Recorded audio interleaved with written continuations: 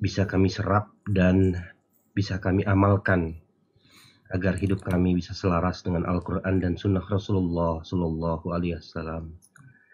Amin. Salawat dan salam kita panjatkan kepada junjungan kita Nabi besar Muhammad Sallallahu Alaihi Wasallam. Allahumma sholli ala Muhammad wa ala ali Muhammad. Kita mulai kajian malam ini dengan membacakan basmalah. Bismillahirrahmanirrahim. Waktu dan tempat kami persilahkan. Tafadhal. Masya Allah. Jazakumullah khairan. Assalamualaikum warahmatullahi wabarakatuh. Alhamdulillah. Alladhi arsala rasulahu bilhuda wa dinil haq. Liyudhhirahu ala ad-dini kullihi walau karihal musyrikun. Segala puji bagi Allah Jalla Jalaluh yang telah mengutus Rasulnya dengan petunjuk dan agama yang benar. Agar Allah memenangkan agamanya di atas seluruh agama. Walaupun orang-orang musyrik membenci hal itu. Allahumma salli wa sallim ala sayyidina wa maulana Muhammadin wa ala alihi wa ashabihi ajma'in. Ya Allah, semoga salawat dan salam senantiasa Engkau curahkan untuk hamba kekasih-Mu, untuk baginda Nabi kita Muhammad alaihi salatu wassalam, yang malam ini kita berada di malam Jumat tanggal 24 Jumadal Ula 1442 Hijriah.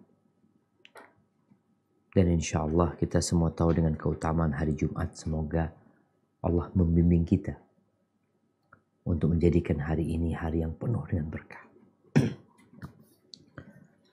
Jamaah rahimakumullah, kita akan bicara tentang sedekah. Sedekah berasal dari kata as-sidq, kejujuran atau kebenaran. Para ulama menyebutkan bahwasanya sedekah itu berangkat dari kebenaran iman seorang hamba. Kejujuran dia, keyakinan dia dengan apa yang Allah perintahkan dan apa yang Allah janjikan.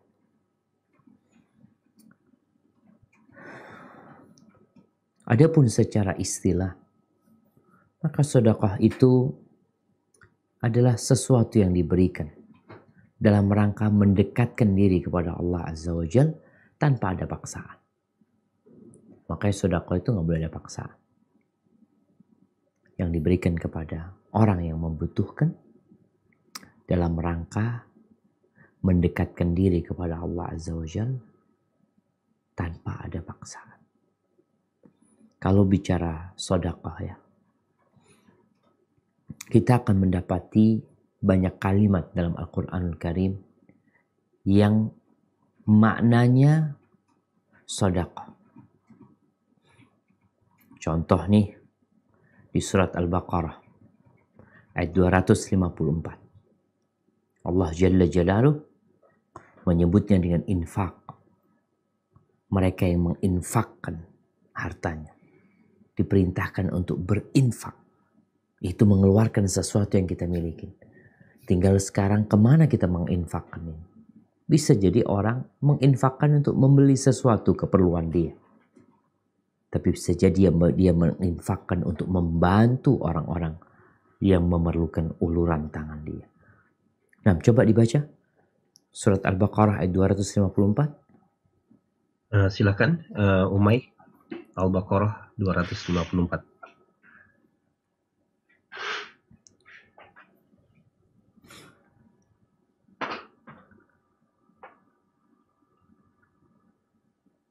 Di audionya di onin dulu. Admin tolong.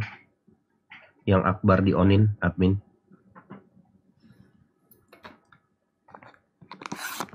Assalamualaikum. Waalaikumsalam. Nah, tafadhal, maaf namanya Akbar. Udah tinggal di unmute aja itu. Ya, siapa ya? Umay. Akbar. Ya, oke. Tadi udah tuh, May.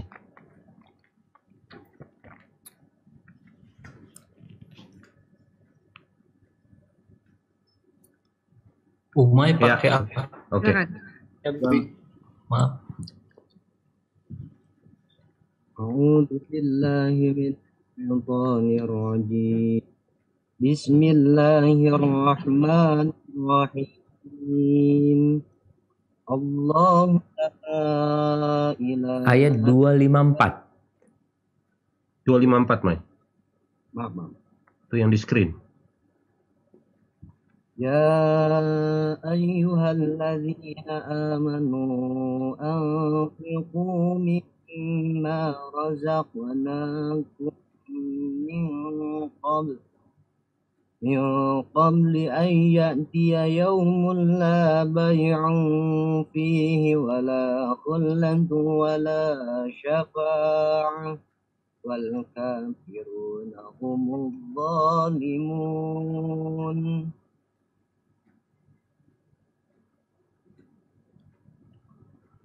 Artinya, Wahai orang-orang yang beriman, infakkanlah sebagian dari rizki yang telah kami berikan kepadamu sebelum datang hari ketika maaf, balikin lagi itu tulisannya. Sorry, tulisannya. nah, Oke, ketika tidak ada lagi jual beli, tidak ada lagi persahabatan dan tidak ada lagi syafaat. Orang-orang kafir itulah orang yang zalim. subhanallah. Allah memanggil dalam ayat ini orang-orang yang beriman. Udah beriman. Alhamdulillah. Ketika dipanggil sama Allah Azza wa Jalla, hendaklah kita mengatakan sami'na wa ata'na. Apa yang Allah inginkan dari kita? Allah mengatakan, infakkanlah dari sebagian yang kami rizkikan.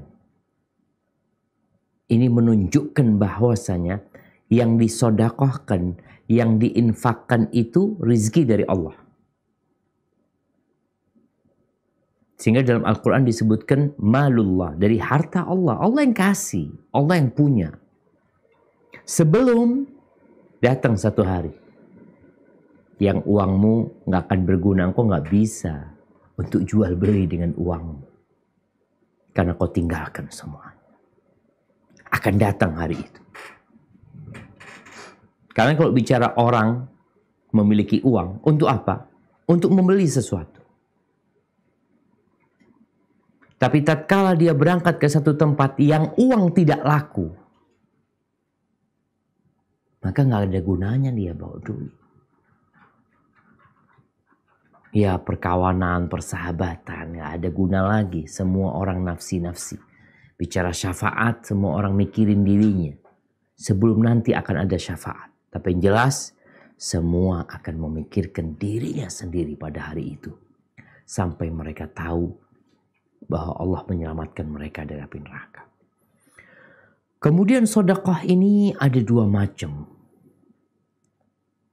Ada sedekah yang wajib, yang disebut zakat. Ada sedekah yang sunnah. Insya Allah kita semua tahu tuh. Karena setiap tahun selalu kita dengar penarikan zakat. Dan Allah menyebutnya sedekah. Mungkin kita bisa lihat di surat At-Taubah ayat 60. Bagaimana Allah menamakan zakat wajib ini sedekah juga. Nah, silakan. Silakan, Mai. Bismillahirrahmanirrahim. Innamas shadaqatu lil fuqara wal masakin wal 'amilina 'alaiha wa mu'allafati qulubuhum wa fir riqabi wal gharimin wa fi sabilillahi wa ibnis sabil. Fariidatan minallah wallahu alimun hakim. Sesungguhnya zakat itu hanyalah untuk orang-orang fakir, orang-orang miskin, Sorry, maaf, tolong di itu. Turun surat.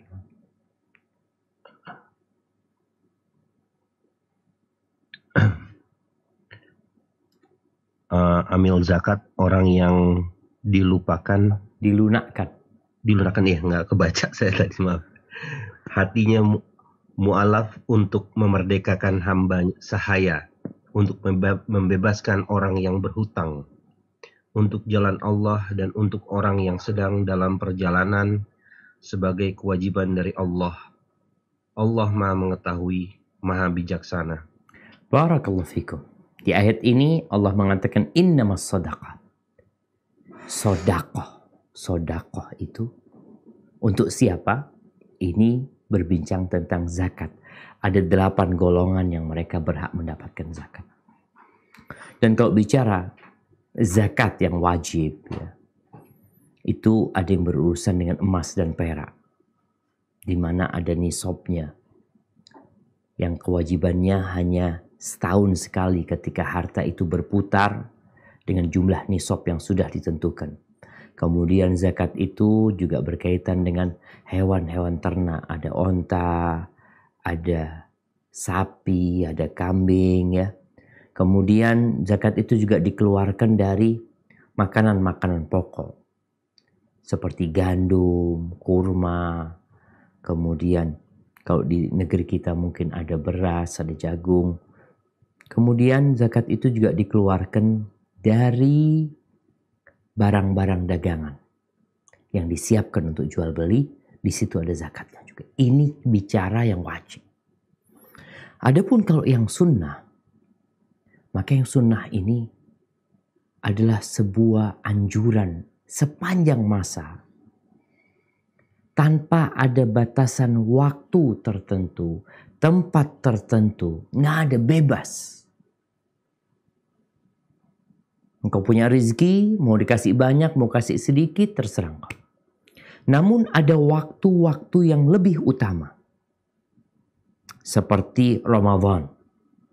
Makanya kenapa Rasul SAW di bulan Ramadan itu beda sedekahnya. Beliau itu orang yang dermawan. Tapi tatkala masuk Ramadan, wa kana ajwad ma yakun, beliau lebih dermawan lagi. Kemudian bersedekah di 10 awal Dzulhijjah yang memang harinya mulia, sehingga kita mendapatkan keutamaan beramal soleh pada hari tersebut. Lalu mungkin yang sering kita dengar sedekah di hari Jumat, walaupun memang nggak ada hadis yang sahih yang menjelaskan tentang sedekah di hari Jumat ini, tapi berkaitan dengan hari yang paling mulia, di mana Nabi SAW mengatakan inna min khairi ayyamikum yaumul jumu'ah. Hari terbaik kalian adalah hari Jumat. Pada hari itu diciptakan Nabi Adam, dimasukkan ke surga, dikeluarkan dari surga. Pada hari itu akan terjadi kiamat, dan pada hari itu akan dibangkitkan manusia kembali. Kita disuruh banyak-banyak sholawat kepada Nabi SAW. Maka di sini banyak para ulama yang mengkiaskan hari Jumat. Kalau dalam setahun itu Ramadan, kalau setiap pekan itu hari Jumat, hari yang mulia untuk bersedekah. Karena kita mau bermunajat kepada Allah, mau berangkat sholat Jumat. Ini bicara waktu. Ahibati fillah, apa ada ketentuan sedekah? Ada beberapa ketentuan yang harus diperhatikan. Yang pertama, jangan berlebih-lebihan. Jangan pelit dan jangan berlebih-lebihan. Karena ada orang yang sedekah sampai habis hartanya.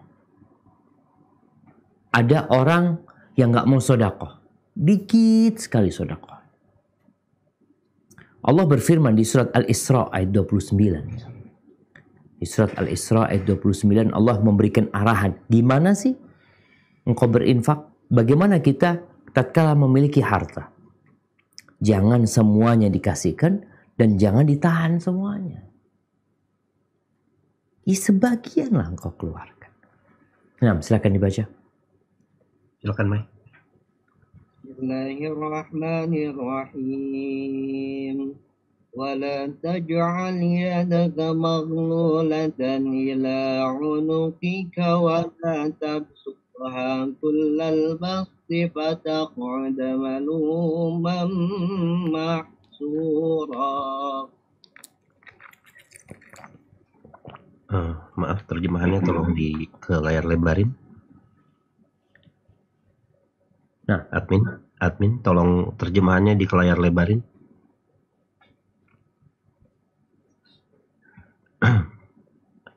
Dan janganlah engkau jadikan tanganmu terbelenggu pada lehermu, dan jangan pula engkau terlalu mengulurkannya sangat mengurah. Nanti kamu menjadi tercela dan menyesal. Barakallahu fikum. Ada dua larangan di sini.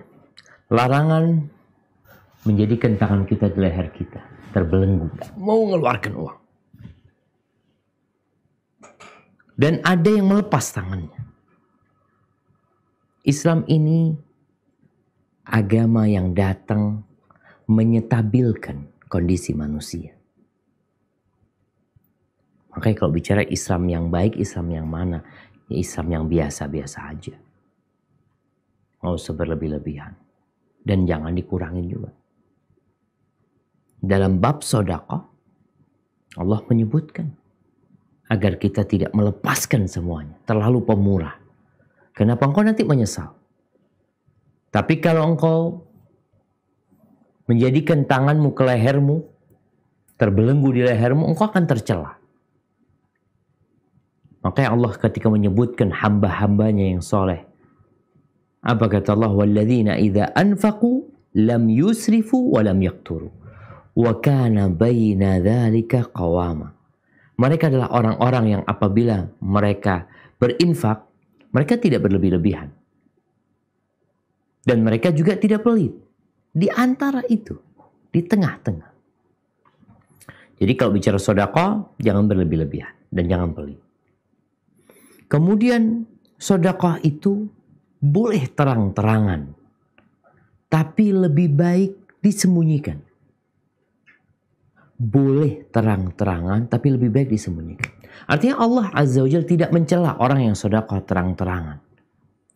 Yang penting innamal a'malu binniyat.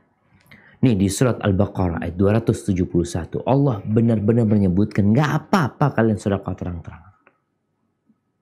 Coba kita lihat. Kadang-kadang kita ngelihat kawan kita sedekah terang-terangan, kita suudzon sama dia. Oh ria, oh pamer. Jangan.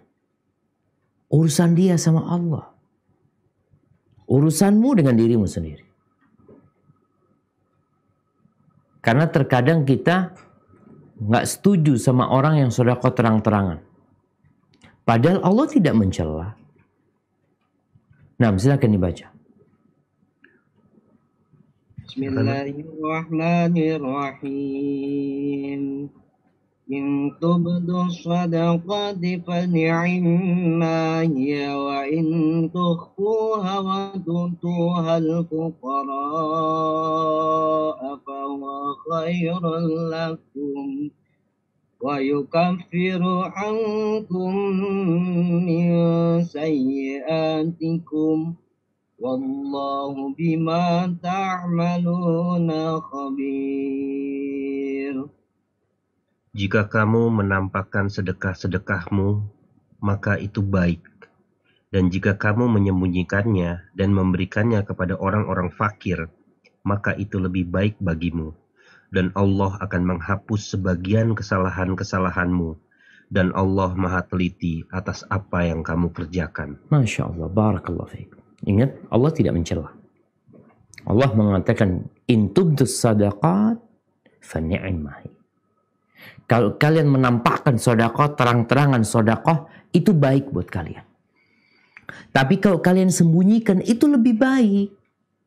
Lebih baik kita sembunyikan tatkala memberi orang fakir. Agar dia nggak malu ya. Agar kita juga nggak mudah digodain untuk ria. Karena nggak ada orang yang tahu. Kita bisa transfer ke orang fakir tersebut. Kita bisa letakkan di depan pintunya. Bisa kita kerjakan. Dan sang fakir pun akan merasa terhormat. Karena kadang-kadang kalau dikasih terang-terangan ya dia merasa malu, dia merasa utang budi, dia merasa tangannya di bawah, dia merasa hina, sehingga nanti orang-orang gak mau bergaul sama dia. Maka tatkala kita sedekahnya sembunyi-sembunyi itu lebih baik. Haibati fillah. Yang ketiga, yang pertama tadi bicara gak boleh berlebih-lebihan. Yang kedua boleh terang-terangan tapi disembunyikan lebih baik. Yang ketiga ini harus ikhlas. Lillahi ta'ala. Nggak boleh riya. Dan tidak boleh mengungkit-ungkit sedekah. Terkadang kita nih dikecewakan sama orang-orang yang kita bantu. Kawan, kerabat. Tatkala mereka susah kita bantu. Untuk sekolah, untuk kuliah, sampai bekerja. Tatkala dia sukses lupa sama kita. Kemudian kita ingin mengungkit. Mengatakan, nggak ingat engkau dulu. Siapa yang biayai sekolahmu? Ini perlu jadi catatan buat kita. Orang yang ikhlas itu nggak peduli sama kawan yang dia bantu, sama kerabat yang dia tolong. Mau terima kasih, mau nggak terima kasih, mau balas budi, nggak balas, nggak ada urusan. Karena dia beramal untuk Allah Azza wa Jalla. Sayang kalau kita sudah sedekah, udah keluar duit, jadi azab buat kita. Bayangkan duit kita berkurang nih. Lalu tuh duit jadi azab kita di neraka. Bukan jadi pahala. Ntar kita akan bicarakan fadilah sedekah. Iya. Fadilah sedekah itu apabila memenuhi kriteria. Kalau enggak, bukan jadi fadilah. Jadi azab. Maka Allah sebutkan di surat Al-Baqarah. Ayat 264. Tentang jangan sampai sia-sia sedekah yang kita berikan. Gara-gara kita riya, kita mengungkit-ungkit, atau kita menyakiti orang yang kita kasih. Nah, silakan dibaca.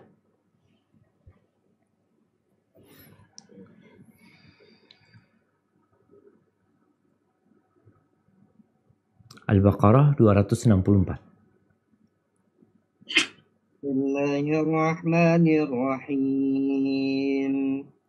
يا أيها الذين آمنوا لا تبطلوا صدقاتكم بالمن والأذى كالذي ينفق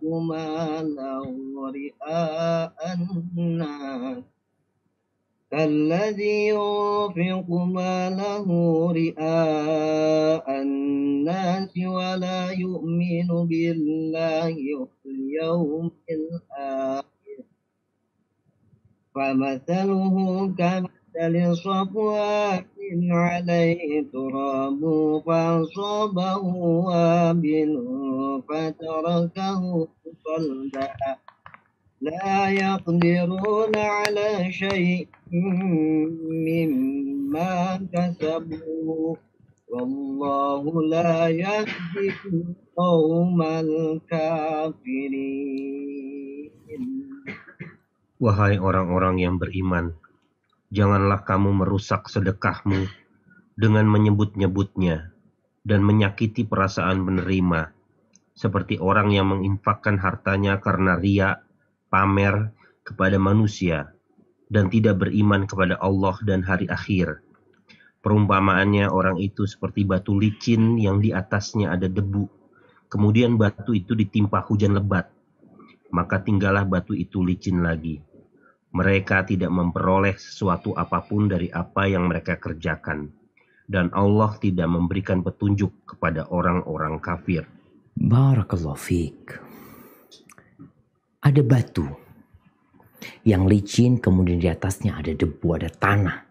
Orang berpikir bisa ditanami, bisa tumbuh sesuatu yang bermanfaat. Dan dia tanam di sana.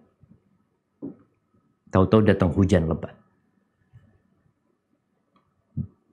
yang menghilangkan semua tanah, semua debu yang di atas. Engkau berharap pahala, nggak ada pahalanya. Maka di sini Allah mengatakan la tubtilu, jangan dibatalkan. Jangan dirusak shadaqatikum, sedekah kalian. Jangan dirusak. Dijaga tuh sedekah. Tujuan seorang ketika bersedekah, tujuan utama dia tatkala bersedekah, kita tanya, apa tujuan sedekah? Melaksanakan perintah Allah. Allah yang nyuruh aku sedekah. Maka Nabi SAW mengatakan was-sadaqatu burhan. Sedekah itu bukti keimanan seseorang.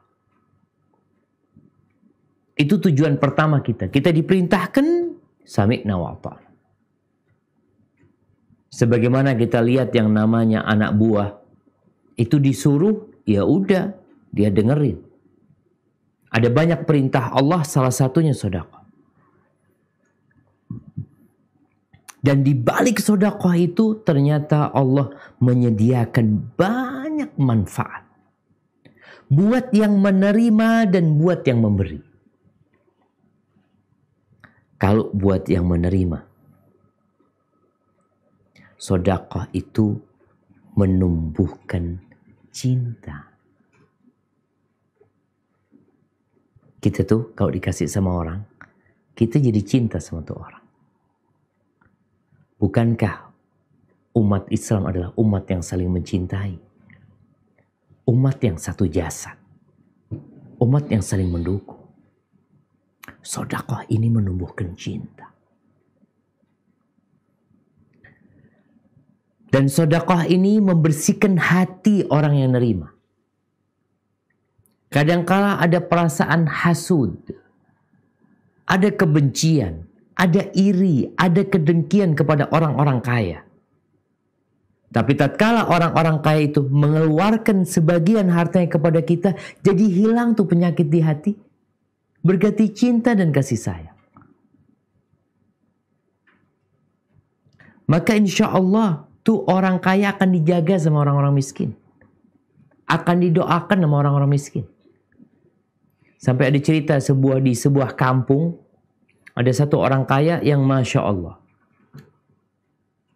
Satu kampung cinta sama dia. Nggak ada yang berani mencuri di tempat dia. Karena mereka tahu, ini orang baik. Di antara masyarakat, saling menghargai, saling menghormati. Dengan engkau mengeluarkan sedikit harta. Jadi kalau bicara manfaat sedekah, sebelum untuk orang yang kita kasih, sebenarnya manfaat itu buat kita sendiri. Bahkan Nabi alaihi salatu wassalam, bagaimana beliau menganjurkan sedekah. Dan menyebutkan faedah sedekah buat orang yang memberi. Kalau tadi berkaitan dengan orang yang menerima. Di mana sedekah akan mengentas kemiskinan, akan menumbuh cinta dan kasih sayang di antara masyarakat, mengurangi tindakan kriminal. Karena yang kaya berbagi sama yang miskin. Nggak dinikmatin sendiri hasil kekayaan. Bahkan orang miskin berharap nih orang kaya dapat fulus lagi. Kenapa? Kalau dia dapat rezeki, kita kecipratan, kata mereka. Adapun manfaat buat orang yang bersedekah, maka ada banyak kali. Gak cukup kayaknya kajian kita ini untuk membahas semua manfaat tersebut. Yang pertama, sedekah itu mematikan amarah Allah Azza wa Jalla. Dalam hadis yang diriwayatkan oleh Al-Mundhiri dalam At-Targhib wa Tarhib,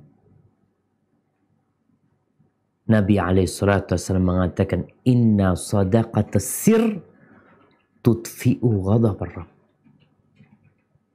Sesungguhnya sedekah sembunyi-sembunyi, sedekah yang dirahasiakan itu mematikan murka Allah Azza wa Jalla. Mungkin kita punya dosa yang nggak ada orang yang tahu, hanya antara kita sama Allah Azza wa Jalla.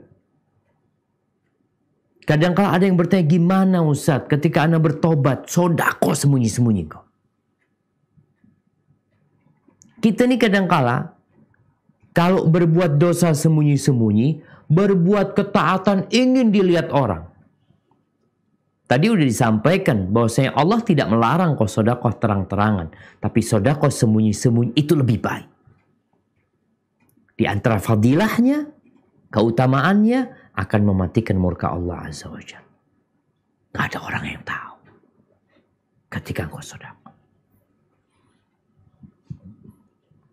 Yang kedua, sodakoh itu menghapuskan dosa. Rasulullah sallallahu alaihi wasallam dalam hadis yang diriwayatkan Al-Mundhiri dalam At-Targhib wa Tarhib, Nabi bersabda alaihi salatu wassalam, "Was-sadaqatu tudfi'ul khati'a kama tudfi'ul ma'un nar."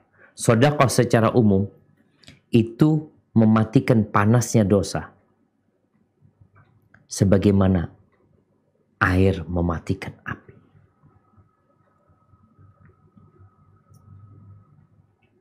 Jamaah,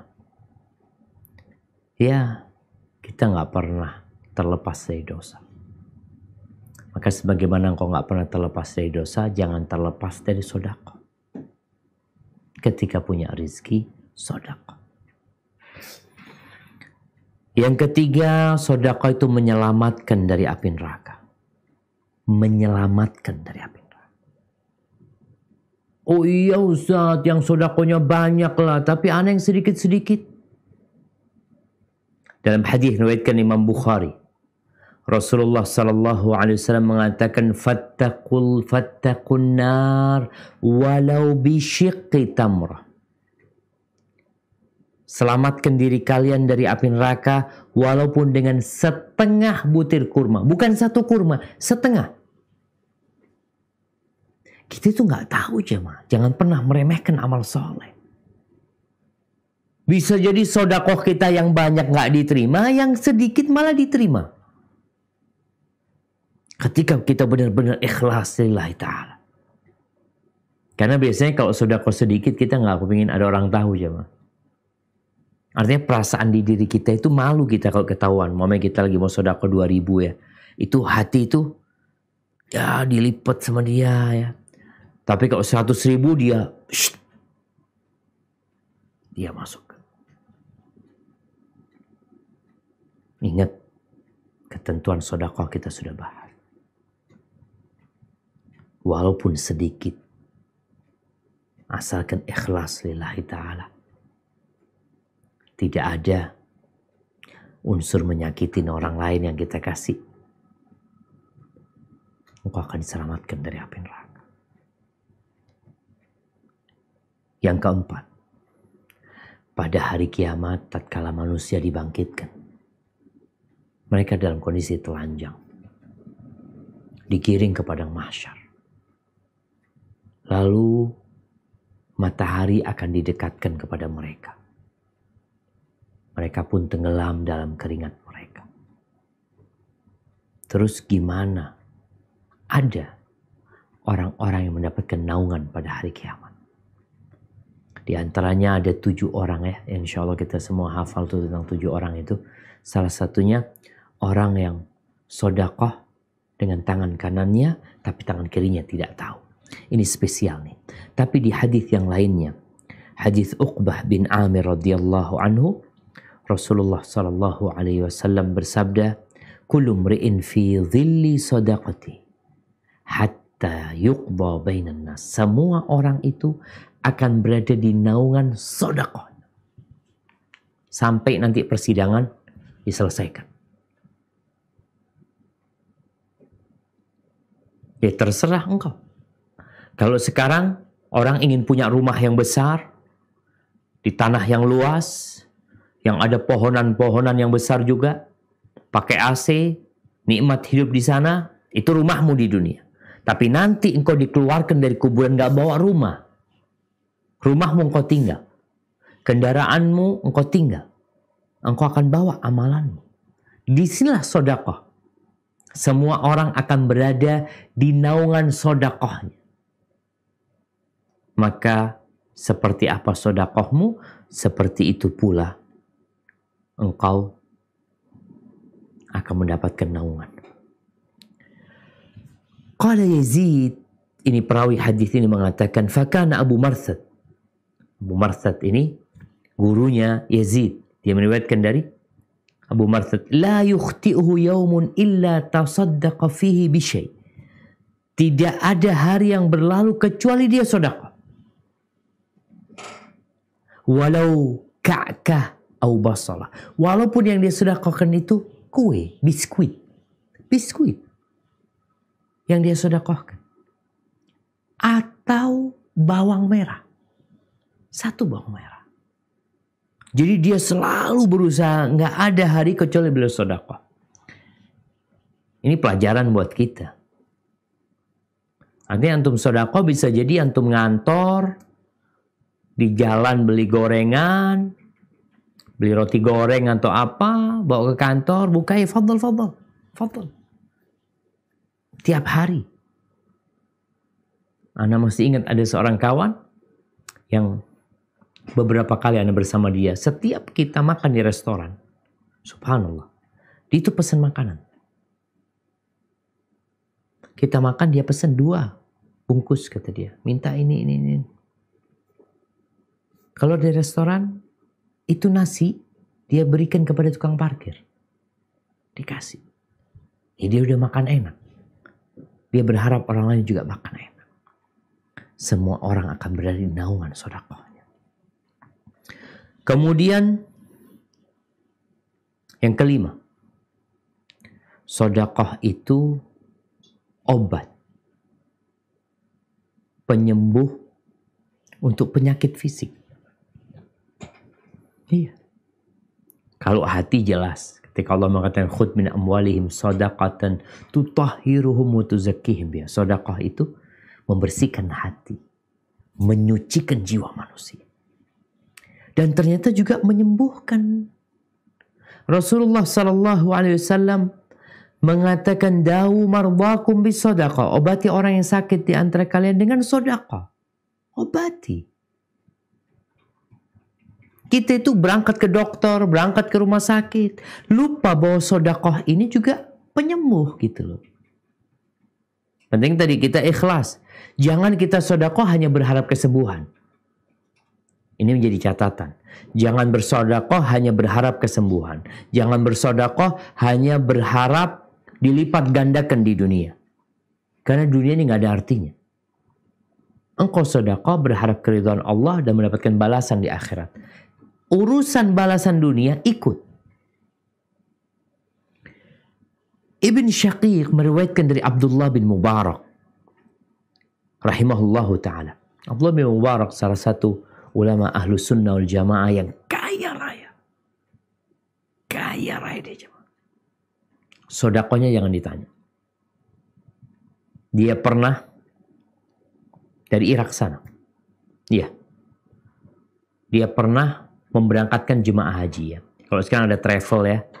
Dia itu menyampaikan kepada masyarakat di kota beliau. Siapa yang mau berangkat haji? Tahun ini aku berangkat haji. Akhirnya ikut kafilahnya Abdullah bin Mubarak. Banyak orang. Akhirnya mereka bayar. Jadi duitnya itu taruh di kantong. Dulu kan duitnya emas dan perak ya. Dinar dan dirham. Taruh di kantong. Diikat. Kasih nama Fulan. Ya. Fulan berangkat lagi, kasih nama Fulan. Fulan, Masya Allah. Banyak yang berangkat sama Abdullah bin Mubarak. Udah. Sampai Mekah. Ditanya, mereka mau belanja apa nih? Mereka mengatakan mau belanja ini, belanjain. Kan duitnya ada di Abdullah bin Mubarak. Jadi uang saku, bekal, dan biayanya di Abdullah bin Mubarak semuanya. Nanti di Madinah seperti itu. Kalian kepingin beli apa buat keluarga? Beli ini, beli kan. Kalau Abdullah bin Mubarak pedagang. Sehingga dia juga pinter. Kalau beli jangan beli sedikit gitu loh. Namanya bawa jamaah 50 orang. Ya udah beli buat 50 orang. Sehingga lebih murah. Sampai pulang ke negeri mereka. Akhirnya Abdullah bin Mubarak. Orang-orang sudah sampai rumahnya. Setelah 3 hari. Diundang makan sama Abdullah bin Mubarak. diundang makan, datang.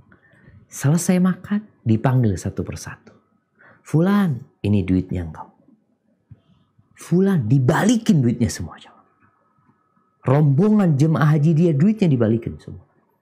Mereka berangkat dengan biaya Abdullah bin Mubarak. Rahimahullahu ta'ala. Ini sosok alim ulama yang al-alim, al-amil bi'ilmi. Seorang yang alim dan mengamalkan ilmu. Rahimahullahu ta'ala. Syaqiq mendengar Abdullah bin Mubarak, dia pernah ditanya oleh seorang laki-laki, an qurhatin fi rukbatihi. Jadi di lututnya itu ada borok yang sudah selama 7 tahun nggak sembuh-sembuh. Dia sudah berobat kemana-mana tapi nggak sembuh. Ada dokter fulan berangkat tiap. Wasa'al al-atibah, udah tanya dokter juga nggak ada yang berguna. Lalu Abdullah bin Mubarak mengatakan, idhab fahfir bi'ran fi makani hajatin ilal ma'. Engkau berangkatlah ke tempat yang membutuhkan air, engkau gali sumur di sana. Keluarkan duitmu, engkau gali sumur di sana. Fa inni arju ayyan bu'ahunak ainun. Aku berharap keluar mata air di sana dan darah serta nanah yang keluar dari lututmu berhenti. Subhanallah. Berangkat orang cari tempat yang membutuhkan air. Dia gali sumur dan betul. Air itu keluar. Dan borok dia sembuh. Subhanallah syabab. Jangan diremehkan sedekah. Kadang-kadang kau sampai berangkat ke Singapura. Berangkat ke Penang. Berangkat ke Amerika. Berangkat ke Jerman. Untuk berobat. Tapi lupa bahwa sedekah salah satu pintu berobat. Kemudian sedekah ini juga tadi mengobatin penyakit hati.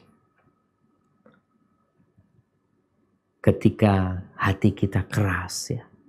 Ada orang yang sulit mendengarkan nasihat. Saat anak ini ya Allah ya. Udah lama gak menangis. Ingin tobat tapi gak tobat-tobat. Kayaknya hatinya udah keras. Rasulullah SAW ketika datang seorang mengeluh kepada Nabi tentang kerasnya hati dia. Dalam hadis riwayat Ahmad beliau mengatakan, "Idza aradta talyina qalbika," kalau engkau ingin hatimu dilembutkan, fa'at'imil miskin, kasih makan orang-orang miskin. Kasih makan orang-orang miskin. Kalau ingin hatimu dilembutkan, wamsah ala ra'sil yatim, dan usap tuh kepalanya anak yatim. Perhatian sama mereka. Ini manfaat sedekah tadi.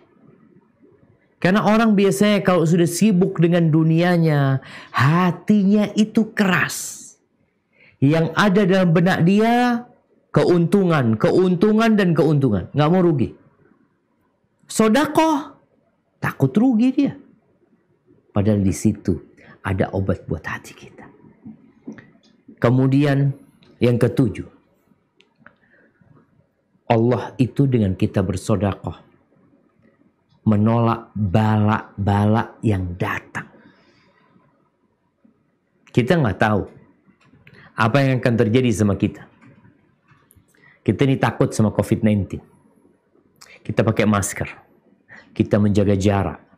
Kita suka mencuci tangan kita. Tapi kita nggak tahu jemaah. Bala itu bukan hanya COVID-19. Engkau kadang-kala naik motor tahu-tahu ada truk yang belum remnya. Siapa yang tahu? Nggak ada yang tahu. Kadang-kala kita sedang makan di warung, ambruk warungnya. Maka sedekah ini termasuk sarana untuk tolak bala. Kata Nabi alaihi salatu wassalam, "Sana'i'ul ma'ruf taqi masari as-su' wal afat wal halakat." Perbuatan baik, menolong orang lain, membantu orang lain, itu menyelamatkan dari mati buruk dari penyakit-penyakit, dari kehancuran-kehancuran. Kita nih karena takut musibah ikut asuransi. Kita melakukan ini itu, nanti kalau kebakaran apa, sudah ada yang menggantinya. Nggak yakin Allah ganti. Ya kan ada usaha dari manusia. Iya, engkau usaha. Asuransikan dirimu, asuransikan perusahaanmu kepada Allah Azza wa Jalla. Dengan berbagi dengan orang-orang miskin. Dengan bersedekah, membantu mereka. Kemudian jamaah, sedekah ini, ingat, engkau akan didoakan oleh malaikat tiap hari. Orang yang rajin sedekah, kata Nabi SAW dalam hadis riwayat Bukhari dan Muslim, "Ma min yaumin yusbihul ibadu fihi illa malakani yanzilan." Tidak ada hari kecuali di pagi hari ini ada dua malaikat yang turun. Yang satu berdoa, Allahumma a'ti munfiqan khalafan. Ya Allah, berikan kepada orang yang berbagi gantinya. Wa a'ti mumsikan talafan. Dan berikan kepada orang yang kikir, yang pelit, kehancuran. Subhanallah. Loh, tapi Ustaz tambah kaya dia. Nah, nggak dapat manfaat dari harta. Jadi bentuk kehancuran ini bukan berarti dia jatuh miskin, jemaah. Di antara bentuk kehancuran itu kerusaknya harta dia, harta itu jadi azab buat dia. Orang seharusnya ketika punya harta itu kan jadi tenang hidupnya. Dia punya yang dia makan esok hari. Dia nggak tenang. Dia punya yang dimakan sampai tahun depan. Nggak tenang hidupnya. Takut ini, takut ini. Coba engkau sedekah, malaikat doakan. Kasih ganti ya Allah. Kemudian jamaah, orang yang bersedekah itu Allah berkahi hartanya. Hartanya jadi berkah. Walaupun secara nilainya berkurang. Dari 1 juta dia sedekah 100.000 jadi 900.000. Tapi Nabi SAW dalam hadis riwayat Imam Muslim, beliau bersumpah bahwasanya ma naqasat sadaqatun min mal. Sedekah itu tidak akan mengurangi harta, nggak bakal ngurangin harta. Dan sebenarnya yang kita sedekahkan itu yang harta kita. Yang kita sedekahkan itu yang milik kita. Kita kan kasih ke orang lain kan. Kita punya uang 100 juta. Kita kasihkan ke orang 25 juta. Tersisa 75 juta. Kita berpikir yang punya kita 75 juta. Bukan. Yang kau kasihkan ke fakir miskin, itu yang milik. Dalam hadis riwayat Muslim, Nabi SAW menyembelih seekor kambing. Lalu memerintahkan kepada Aisyah untuk dibagikan ke tetangga. Ketika Nabi pulang, SAW, beliau bertanya kepada Aisyah. Beliau mengatakan, gimana kambingnya? Sisa berapa? Qalat ma baqiya minha illa katifuha. Nggak ada yang tersisa, habis sudah. Kecuali tangannya. Tinggal ya kakinya, tapi bagian depan. Illa katifuha. Lengannya. Kata Nabi SAW, baqiya kulluha ghairu katifiha. Yang tersisa itu semuanya sebenarnya. Kecuali lengannya. Kenapa? Yang lengannya kita akan makan, lalu akan jadi kotoran. Sedangkan yang disedekahkan, itu yang milik kita. Ahibati fillah, Allah akan melipat gandakan sedekah kita.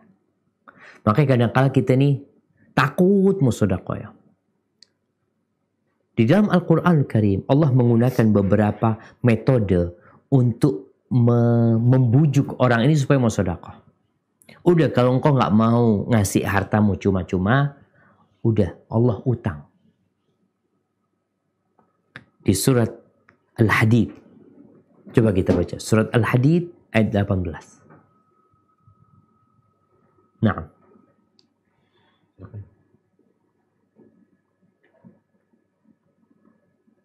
Silakan, Mai.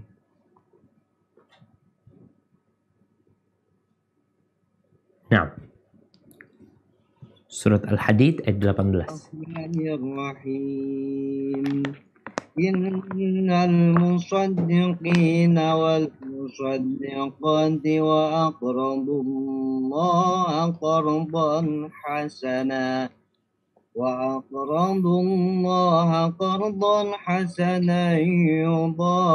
lahum wa lahum ajrun karim. Sesungguhnya orang-orang yang bersedekah, baik laki-laki maupun perempuan, dan meminjamkan kepada Allah dengan pinjaman yang baik, akan dilipat gandakan balasannya bagi mereka, dan mereka akan mendapat pahala yang mulia. Barakallahu fikum. Ini sedekah laki perempuan. Allah sebutkan minjemin Allah, pinjemin Allah. Karena kalau minjemin itu ada keyakinan balik tuh duit. Apalagi yang minjem duit kita nih orangnya jujur. Ada kawan nih, kawan baik kita. Dia perlu uang. Dia ngomong, Ustaz, ana mau pinjam fulus, Ustaz. Berapa? 100 juta. Fadhal. Ana tahu orang ini nggak pernah bohong. Kemudian dia itu kalau pinjam duit, Masya Allah, biasanya balikinnya lebih. Ini nggak ada persyaratan. Ini bukan riba. Yang riba ketika kita minjemin orang lalu kita tentukan balikin lebih dari apa yang kita berikan. Ini enggak, kita balikan 100 juta. Tapi ini orang baik. Sehingga dia selalu berbuat baik ketika mengembalikan uang tersebut. Kita akan merasa aman. Gimana kalau Allah Azza wa Jalla menawarkan kepada kita, engkau pinjemin Allah 1 juta, kata Allah, Allah akan lipat gandakan menjadi 700 kali lipat. Gimana? 1 juta jadi 700 juta. Ya pinjemin lah. Tapi tidak semua percaya. Makanya sedekah ini berasal dari kata asidqu tadi. Kebenaran, keyakinan kita. Kejujuran kita dalam keimanan. Karena kita percaya bahwasanya semua yang Allah janjikan tentang sedekah itu bakal menjadi kenyataan. Haibati fillah. Kalau nggak punya fulus, Ustaz, gimana? Nggak bisa sedekah. Subhanallah. Dalam hadis riwayat Imam Muslim, Nabi SAW menjelaskan, yusbihu ala kulli sulama min ahadikum sedekah. Semua sendi di tubuh kita ini wajib sedekah.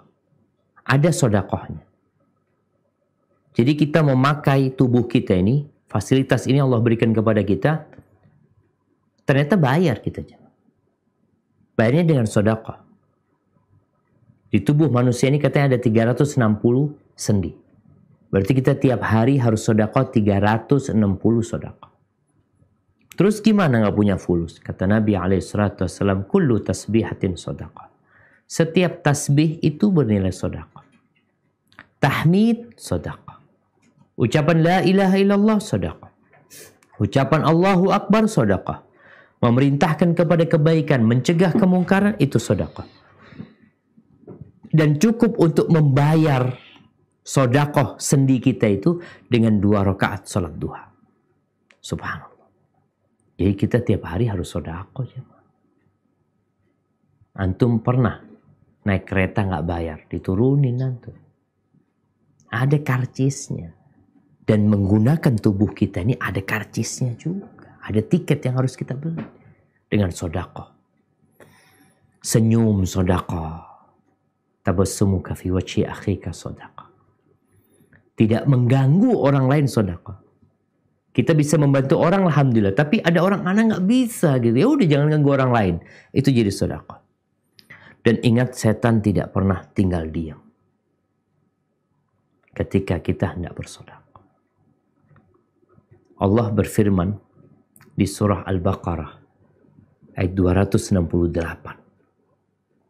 Di surat Al-Baqarah ayat 268.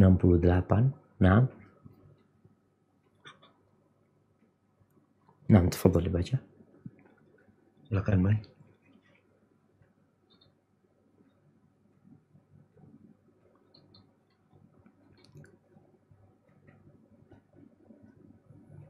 Bismillahirrahmanirrahim. Asyaitanu ya'idukum al-faqra wa ya'murukum bil fahsya'i wallahu ya'idukum maghfiratan minhu wa fadla wallahu wasi'un alim. Setan menjanjikan menakuti kemiskinan kepadamu dan menyuruh kamu berbuat keji, kikir. Sedangkan Allah menjanjikan ampunan dan karunia-Nya kepadamu. Dan Allah Maha Luas, Maha Mengetahui. Subhanallah jemaah. Setan itu bisikin di telinga kita. Jangan sedekah, berkurang uangmu nanti. Itu bisikan setan dan itu janji-janji setan. Makanya nanti pada hari kiamat, setan akan mengatakan ketika dicela oleh orang-orang.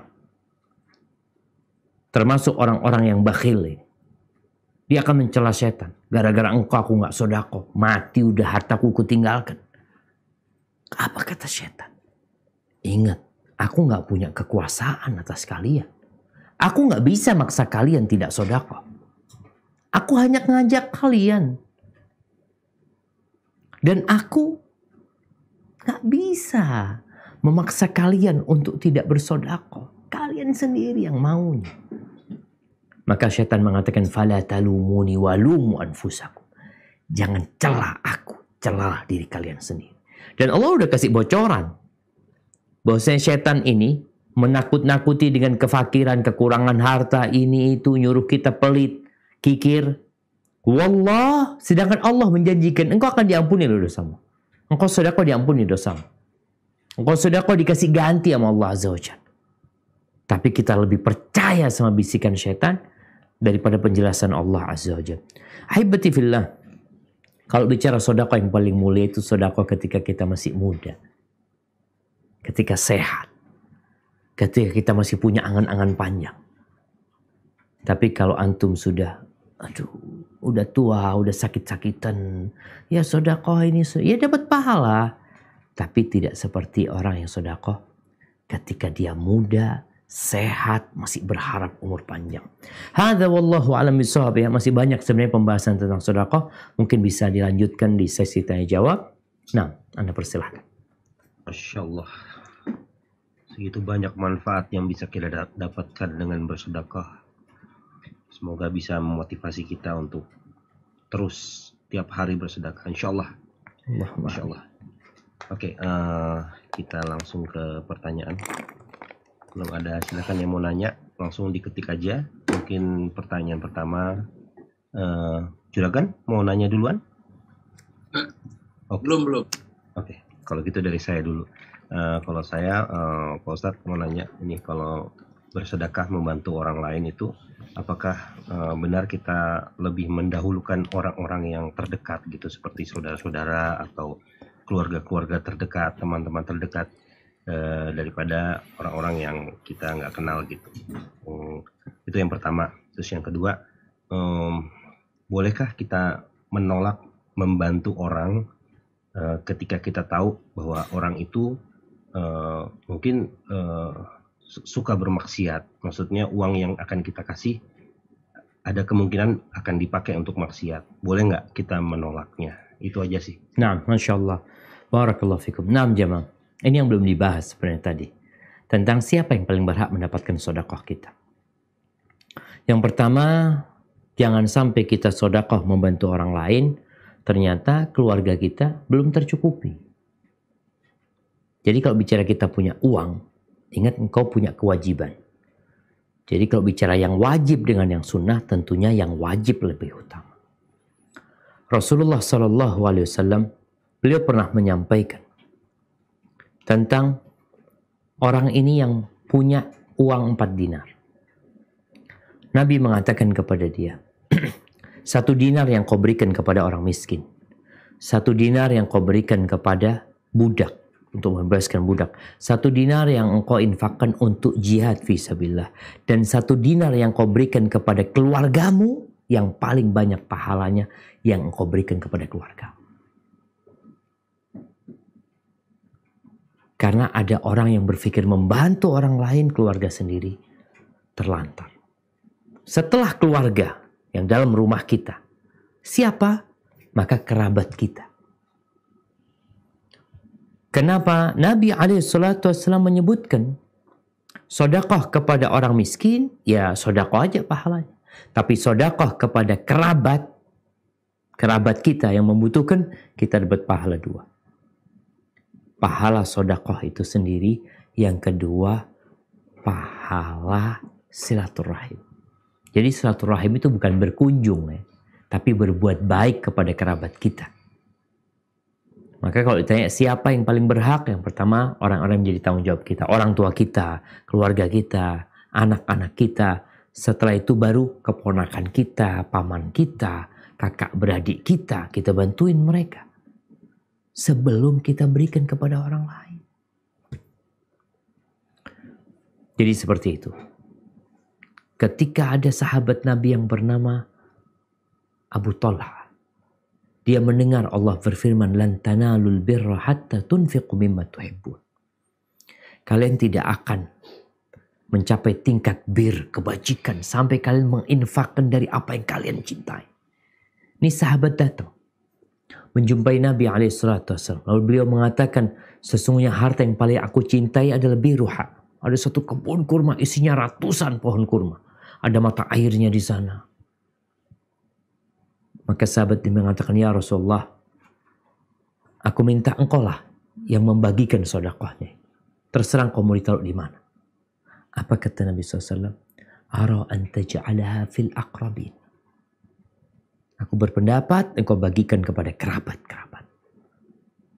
Jadi bukan buat masjid, bukan buat sekolahan, tapi buat kerabat. Maka tolong yang punya kelebihan harta, engkau lihat. Kita ini perlu mencatat kadang-kala siapa kerabat kita yang membutuhkan. Ketika engkau nggak tahu dengan kondisi mereka, sebagian pernah Ana sampaikan, usahakan kita punya grup keluarga yang satu kakek sama kita. Ketika engkau punya kelebihan harta, engkau mau sedekahkan, coba engkau tanya, kira-kira siapa ya yang lagi butuh bantuan, mungkin bisa japri. Nggak di grup, tapi japri. Kadang-kala saudara kita jauh di kampung sana, kita nggak tahu kondisi dia. Mungkin kita lihat baik-baik aja, padahal dia sedang punya masalah. Ini pertanyaan yang pertama. Pertanyaan yang kedua, apa yang harus kita lakukan? Ketika orang yang akan kita kasih ini, ada orang yang minta bantuan kepada kita tahu akan digunakan untuk kemaksiatan. Maka jangan dikasih. Di sini pentingnya mengetahui kondisi orang yang kita bantu. Ketika membantu orang soleh, yang kita tahu uang itu akan digunakan dalam ketaatan, maka itu lebih utama. Daripada membantu orang yang kita nggak tahu kayaknya dipakai apa. Mungkin dibuat beli rokok, mungkin dibuat minum, mungkin dibuat ini itu. Kemudian kalau kita punya kerabat yang suka maksiat, tapi dia juga butuh makan. Keluarganya butuh makan. Jangan kasih duit. Tapi berikan makanan pokok kepada dia. Kita bisa kirimkan makanan ke dia, makanan matang ya, yang udah masak, udah jadi. Atau kita kirim sembako ke dia. Sehingga ya mudah-mudahan ya nggak dia jual. Tapi ada orang yang kita kasih beras dia jual untuk kemaksiatan dia. Na'udzubillah min dzalik. Tapi kita tetap harus berhati-hati ya ketika kita mengeluarkan harta kita. Hada wallahu a'lam bishawab. Masya Allah. Alhamdulillah. Terima kasih Pak Ustaz. Berikutnya pertanyaan. Assalamualaikum Pak Ustaz. Saya mau bertanya, apa yang dimaksud dengan sedekah subuh? Mungkin saya lanjut aja sekalian ke pertanyaan berikutnya. Sedekah pagi dan sedekah subuh itu baik. Maksudnya bagaimana Pak Ustaz? Kalau sedekah pagi kita kumpulkan di kotak di rumah setiap paginya, lalu secara rutin disalurkan ke fakir miskin atau yatim dan lain-lain, apa bisa juga disebut sedekah subuh? Barakallahu fikum. Wallahu a'lam bishawab ya. Mungkin yang berpendapat sedekah subuh itu dengan hadis yang tadi kita sampaikan, bahwasanya tidak ada hari Kecuali di pagi hari itu ada 2 malaikat yang turun. Doanya malaikat ini apa? Allahumma a'ti munfiqan khalafan. Ya Allah, berikan kepada orang yang berinfak ganti. Nggak harus subuh. Jadi bukan sodakonya harus subuh. Berikan kepada orang yang pelit, kehancuran. Jadi orang ini ahli sodako. Bisa jadi memang sodakonya dia nggak hari itu. Tadi contohnya, dia kumpulkan uangnya. Karena ada orang yang sodakonya itu dia kumpulin dulu. Seperti yang disebutkan, tiap hari dia tabung ya. Nanti kalau sudah ngumpul mungkin tiap hari dia keluarkan 2.000 atau 5.000. Sebulan jadi 150.000 baru dia berikan kepada orang yang membutuhkan. Jadi bukan harus sodakoh subuh. Tapi harus jadi orang yang rajin sodakoh. Mungkin antum sodakohnya pas berangkat kerja. Tadi kita sampaikan bahwasanya bagaimana sebagian ulama Abu Marsad dia ya 1 butir kurma dia sodakohkan, atau mungkin dia punya kue. Jadi antum bisa berangkat kerja, mau beli gorengan, beli biskuit, di tempat kerja dibuka, fadol yang mau makan, itu jadi sodakoh antum. Jadi intinya malaikat itu tiap subuh, tiap pagi mendoakan. Bisa jadi sodakohnya orang ini bukan di subuh, malam hari dia sodakohnya. Sehingga siapa saja yang rajin sodakoh akan masuk dalam doanya malaikat. Akan masuk dalam doa itu. Walaupun dia nggak di waktu subuh. Karena yang didoakan ini adalah orang yang rajin berinfak ya. Bisa jadi hari itu dia nggak sodakoh karena nggak ada fulus. Tapi dia orang yang sangat baik hati. Ketika ada uang, dia bagikan. Nggak nunggu subuh. Ini juga penting ya. Nabi SAW menyuruh kita untuk tidak menunda-nunda amalan. Umpamanya, kita punya rezeki nih. Jam 12 siang, udah siang. Kita dapat rezeki. Waduh, anak sodakonya nunggu besok. Nunggu subuh besok. Jangan bagikan waktu itu. Oh, nggak masuk doanya malaikat, tetap masuk dalam doa tersebut. Karena doa itu umum sebenarnya. Hanya saja kapan malaikat membaca doanya? Tiap pagi ada malaikat turun yang mendoakan seperti itu. Jadi kalau antum sodakohnya di siang hari, di sore hari, di malam hari, insya Allah tetap masuk orang yang rajin bersodakoh dan masuk dalam doa malaikat. Hada wallahu a'lam bissawab. Insyaallah, terima kasih Pak Ustadz. Itu sudah menjawab dari 2 pertanyaan ya. Jadi sedekah kapan aja, tapi didoakan sama malaikatnya subuh. Insyaallah. Berikutnya Pak Ustadz, Assalamualaikum warahmatullahi wabarakatuh. Waalaikumsalam warahmatullahi wabarakatuh. Afwan Ustadz, bolehkah bersedekah sambil berniat sesuatu? Misalnya, ya Allah, hamba ikhlas bersedekah karenamu dan hamba niatkan sedekah ini untuk kesembuhan si fulan atau kemudahan ujian si fulana dan sebagainya. Naam, barakallahu fikum. Ahibati fillah. Ada amalan-amalan ketaatan yang di situ Allah menjanjikan balasan di dunia. Seperti sodakoh, menyembuhkan penyakit. Sodakoh, menjadikan harta itu berkah. Sodakoh, menjadi tolak bala akan musibah yang datang. Kalau kita niatnya hanya untuk kesembuhan, niatnya hanya untuk dilipat gandakan, ya insya Allah kita dapat itu. Tapi di dunia aja. Di akhirat gak dapat apa-apa. Ustaz, masa gak dapat apa-apa? Kan niatnya memang minta dunia. Anda kan ikhlas. Iya, engkau ikhlas lillahi ta'ala. Kalau nggak ikhlas ditolak sama Allah SWT. Tapi engkau ikhlas, insya Allah Allah terima. Tapi dari amalanmu engkau hanya minta dunia. Maka sayang kali jemaah.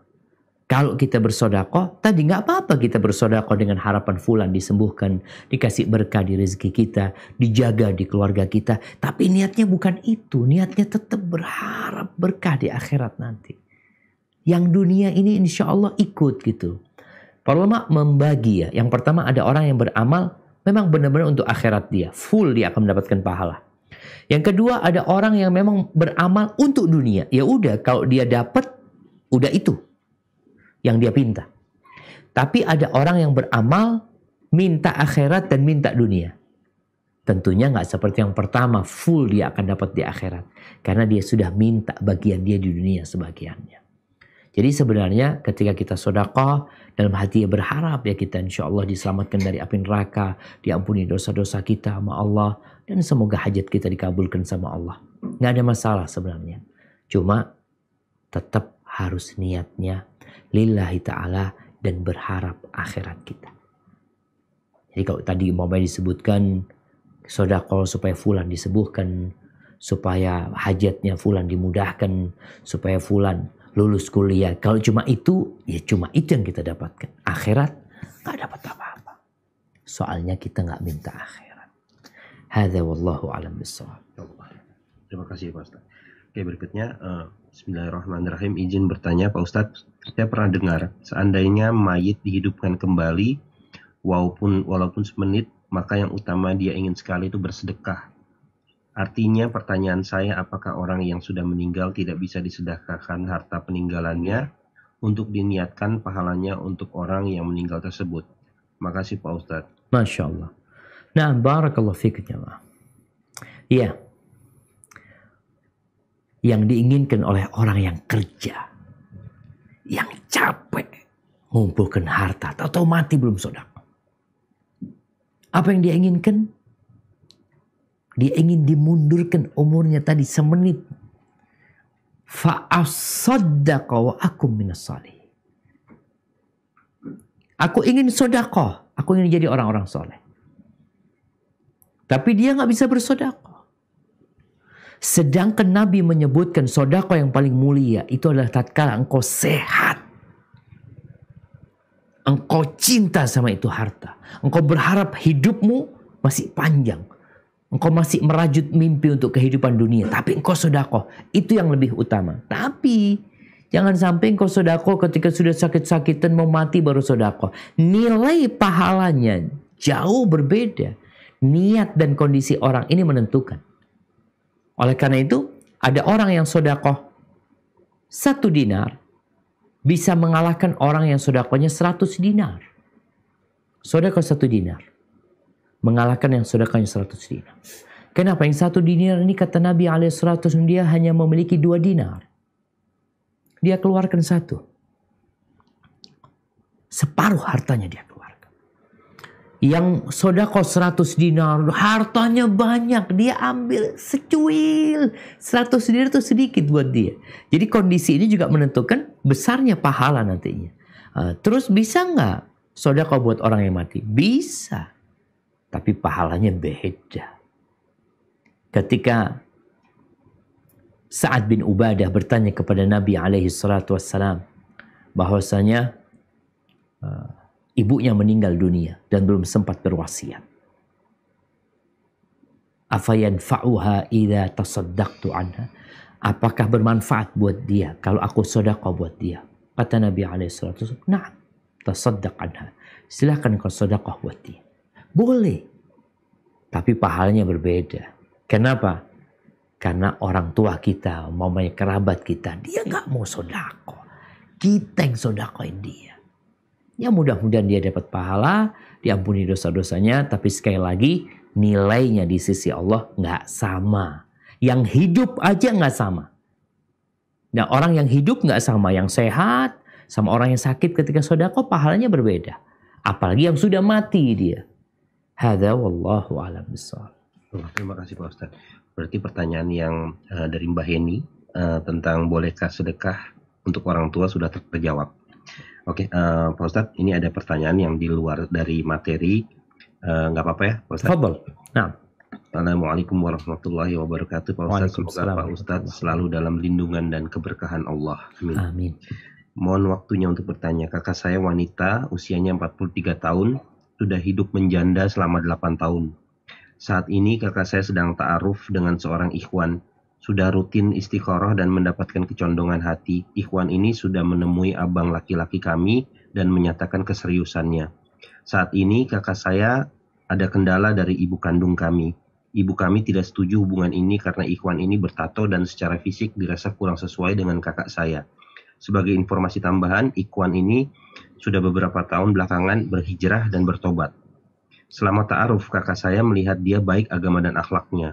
Terlebih saat ini dia begitu baik dan tulus mengurus ibu kandungnya sendiri yang udah tua. Ibu kami baru 1 kali bertemu dan langsung menolak keras tanpa mau mengenal akhlak dan kepribadiannya terlebih dahulu. Apakah yang harus kakak saya lakukan saat ini?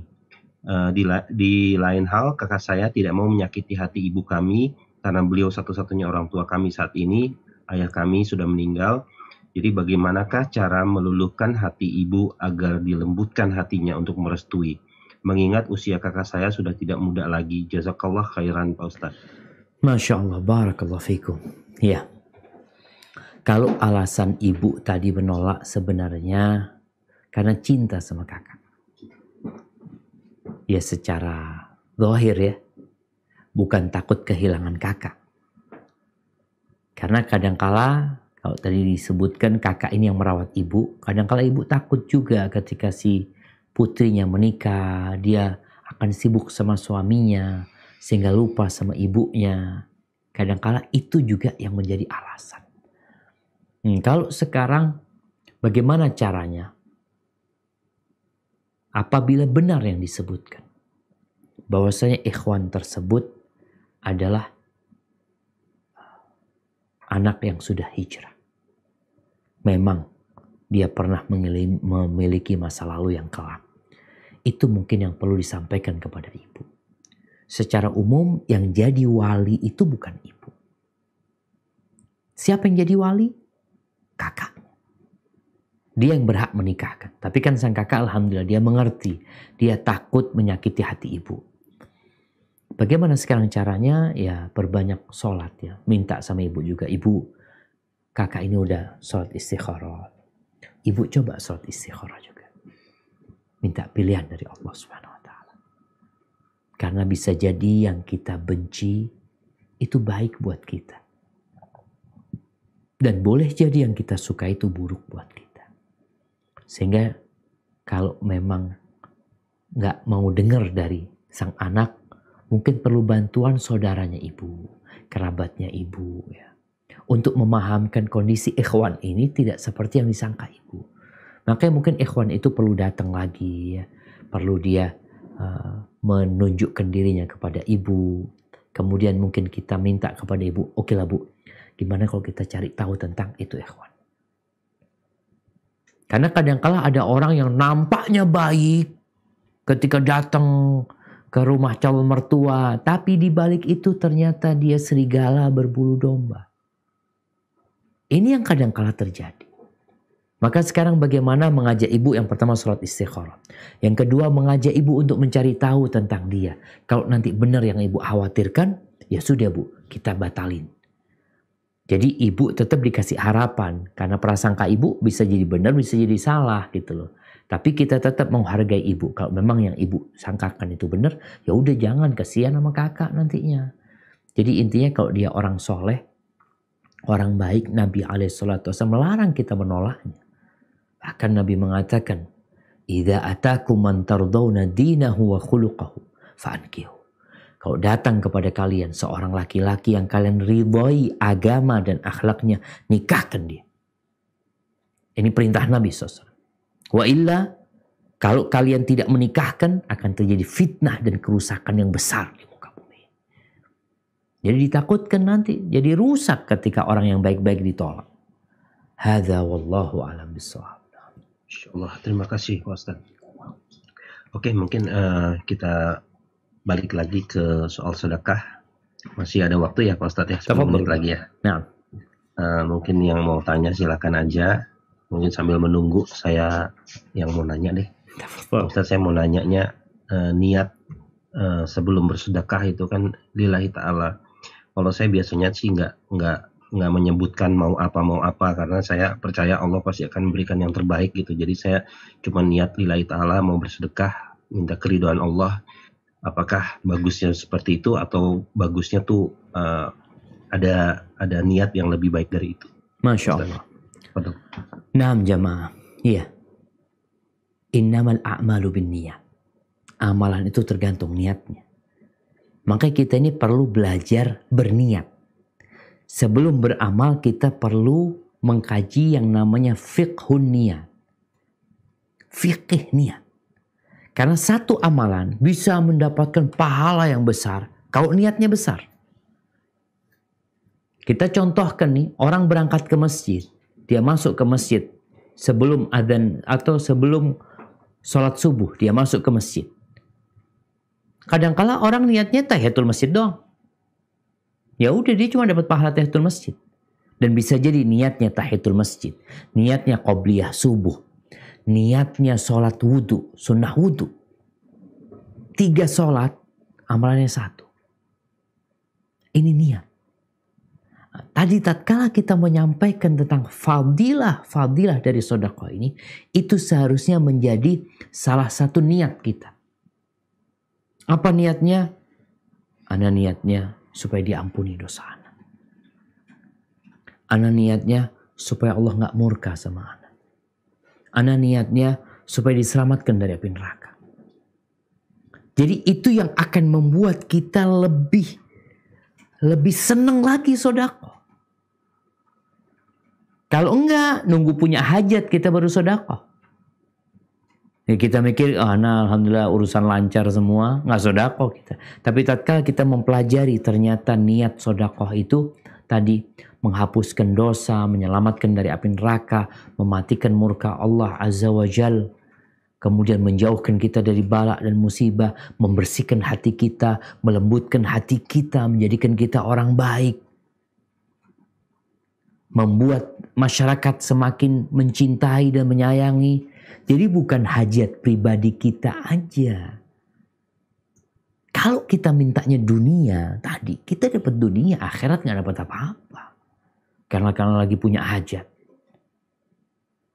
Tapi usahakan niatnya fadilah tadi yang disebutkan itu menjadi niat kita untuk mendekatkan diri kepada, untuk dapat doanya malaikat. Ya anak kepingin didoakan malaikat lah ketika sedekah ini ya. Hadza wallahu a'lam bishawab. Jadi seperti itu. Terima kasih Pak Ustaz. Mungkin pertanyaan yang terakhir, apakah meminjamkan uang ke teman atau ke tetangga itu bisa dibilang sedekah juga Pak Ustaz? Masya Allah. Naam jamaah. Iya.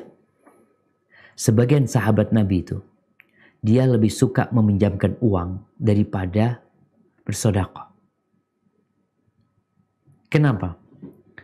Dia berpikir kalau orang yang disedekahkan belum tentu dia butuh. Kadang-kala orang minta-minta ya kita kasih uang, belum tentu dia butuh. Kadang-kala profesi dia. Tapi kalau orang pinjam uang dan kita tahu dia butuh, lebih utama kita minjemin dia. Apakah dapat pahala sedekah? Tetap dapat pahala sedekah. Kata Nabi SAW, man aqrada akhahu, barang siapa yang meminjamkan uang kepada saudaranya, kemudian dia kasih jangka waktu, maka dia akan dapat pahala setengah nilai uang tersebut sedekah. Dia pinjemin 1 juta, mamanya hari ini bayar ntar hari Senin. Ya udah, selama Jumat, Sabtu, Ahad kita dapat pahala sedekah setengah nilai dari uang tersebut. 1 juta berarti kita seakan-akan sedekah tiap hari 500.000.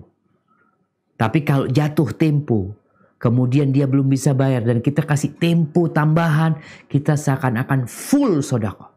1 juta sedekah kita sama dia. Pahalanya terhitung pahala sedekah. Dan dalam riwayat disebutkan 2 kali lipat. Kalau 1 juta seakan-akan kita sedekah 2 juta. Maka di sini kenapa orang yang meminjamkan uang itu nggak boleh mengambil keuntungan? Karena asas minjemin uang itu kepada orang adalah membantu, bukan mencari keuntungan. Cari keuntungannya dari Allah SWT. Kalau engkau meminta tambahan, itu riba. Dan Allah mengatakan, yamhaqullahu riba wa yurbis sadaqat. Yamhaq, Allah menghancurkan riba dan mengembangkan sedekah. Salah satunya ketika engkau mengutangin orang tersebut dengan niatan membantu, Masya Allah, engkau akan dapat pahala sedekah tiap hari sampai orang itu bayar. Hadza wallahu a'lam bishawab. Itu mungkin yang bisa Anda sampaikan pada kesempatan kali ini. Kurang lebihnya mohon maaf. Yang benar dari Allah Jalla Jalaluh, yang salah dari diri Anda pribadi. Allah dan Rasul yang terbebaskan dari kesalahan itu. Ana kembalikan ke Kang Firman. Jazakumullah khair. Alhamdulillah. Terima kasih Pak Ustadz Syafiq atas ilmunya malam hari ini tentang sedekah. Semoga kita jadi semakin termotivasi untuk terus bersedekah, terutama dengan orang-orang terdekat, saudara-saudara, dan sekarang sudah ada bisa lewat pintu ANP Amal yang bisa menyalurkan sedekah-sedekah kita. Kita tutup saja kajian malam hari ini dengan mengucapkan hamdalah, alhamdulillahirabbil alamin. Punten, Juragan, ada yang mau ditanyakan? Udah telat ya? Maaf.